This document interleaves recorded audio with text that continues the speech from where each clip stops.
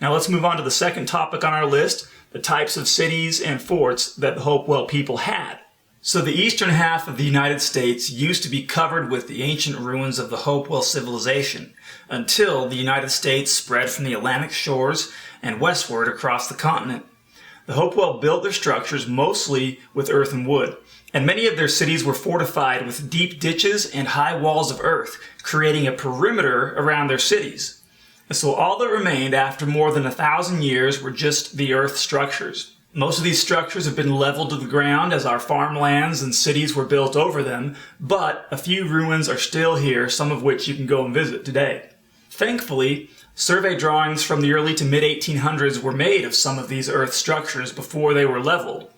You can find some of these drawings in at least 2 books that I know of: Ancient Monuments of the Mississippi Valley by Ephraim Squire and Edwin Davis, published by the Smithsonian in 1847, and Antiquities of the State of New York by Ephraim Squire, published just a few years later. Now, Ancient Monuments of the Mississippi Valley contains about 100 survey drawings, most of which were located in the state of Ohio, and a few located in other states. And Antiquities of the State of New York contains about 50 survey drawings, all of which are in the state of New York. Now that's almost 150 survey drawings coming from ruins in just 2 states. And there were probably more ruins in those 2 states that weren't surveyed. Now, imagine how many more city ruins there were when you include the rest of the eastern half of the United States.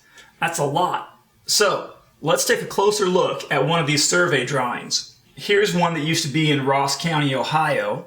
So let me explain this to you. You have this dark line that surrounds most of the fort. That dark line represents a deep ditch. Now you'll notice that the dark line doesn't come down around the lower part of this fort. That's because a deep ditch wasn't needed there, because they were able to use the natural hill slope, so therefore a ditch wasn't needed there.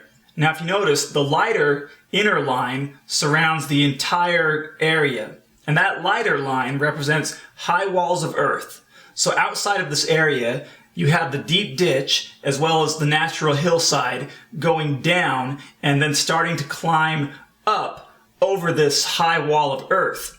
And that's just one example of many other forts like these. But there are a few that still exist today that you can go and see. The first one I want to show you is this larger city, which is now where Newark, Ohio is. So here's what it looks like from Google Earth today. As you can see, the city has been built over most of what used to be there. But what you can still see is the octagon and the circle up here. It is now, today, a golf course. And they do a great job of preserving this ancient structure. Then down here we also have what's called the Great Circle. It is a park. You can go there and visit it. And they also do a great job of preserving this ancient structure. Now here's another one I want to show you. This place is called Fort Hill. Today it is a state park in Highland County, Ohio. You can go and visit it. And if you look it up on Google Earth, this is all you see. You can't even see the fort. It's just a bunch of trees. It's been grown over, but it's still there. And you can go to the Fort Hill State Memorial Park and walk all around this fortification. And thanks to LiDAR imaging technology, we can see through the trees and see this structure. There it is, still there. You can see the walls outlining the top of the fort there. This is one of the Hopewell forts that's called a hilltop fort. Sometimes they would build forts on hilltops because it was a great place to fight off enemies. So here's something else that's really cool about LiDAR imaging.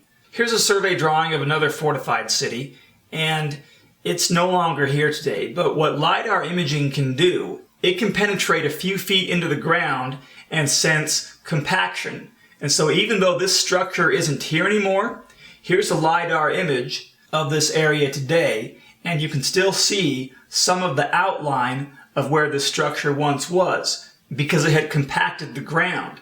And so that's one cool thing about LiDAR imaging, is we can use it to see where some of these structures once were that are no longer there today. Here's another hilltop fort that's still here today. This is called Spruce Hill. Now this one you can see from Google Earth. Here it is. There's Spruce Hill today. It's privately owned, so you can't just go and see it. I'm sure if you found out who owns it, maybe you could go and visit it. But it's still here. It looks like they take good care of it. Here's the LiDAR image of it. Pretty cool. Here's another fort. It's called Fort Ancient. This is another hilltop fort. You can go and see it today. It's a state park. It's about 33 miles north of Cincinnati, Ohio. And here's what you'll see when you look it up on Google Earth. It's mostly covered with trees, but some of it is clear and showing. Here's the LiDAR image of it, so you can see it much better. Now, if you notice around the perimeter where the high walls of earth are, you'll see small openings every so often. And these openings are where wooden towers once stood. Now, along the tops of these high walls of earth, in many of these forts, they'll find what's called a post mold. And a post mold is where a log once stood. Log fences were built all along the perimeter of the tops of these high walls of earth, and every so often there would be a tower that was built. And the way that they find these post molds is oftentimes there is either rotted wood or burnt wood that is now charcoal, and it has left a post mold. And so a couple of cool things that can be determined by these post molds, they can get carbon datings off of either the rotted wood or the charcoal.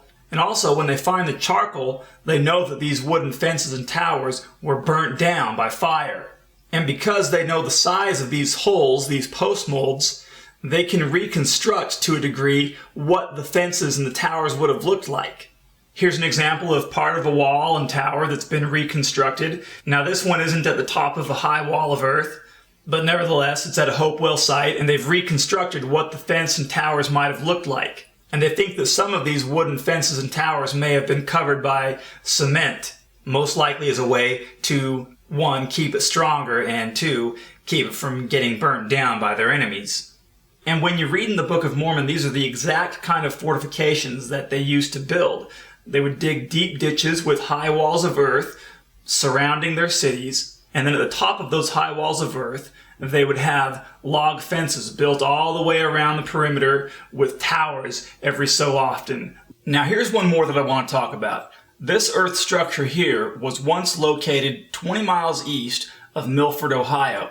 There were a few survey drawings made of it in the early to mid-1800s that we know of, and this is the only earth structure like this that we know of, at least that we have documented. And this is a major example of ancient Hebrew culture in ancient America. For example, down here, you have a 9-candle menorah. Up here, you have a Hebrew oil lamp. Like I said, it was once 20 miles east of Milford, Ohio. It is no longer there. The U.S. Army Corps of Engineers, who made one of the surveys of this earth structure, came and leveled it down to the ground in the early 1900s. Now, why would they do that? I have no idea. Your guess is as good as mine. I'd love to hear your comments about it. Here's the area on Google Maps just 20 miles east of Milford, Ohio, where the earth structure was supposed to have been. This is about how it would have set. Now what I'd love to see is a LiDAR imaging of this area and see if it senses any of the ground compaction from this structure that was once here.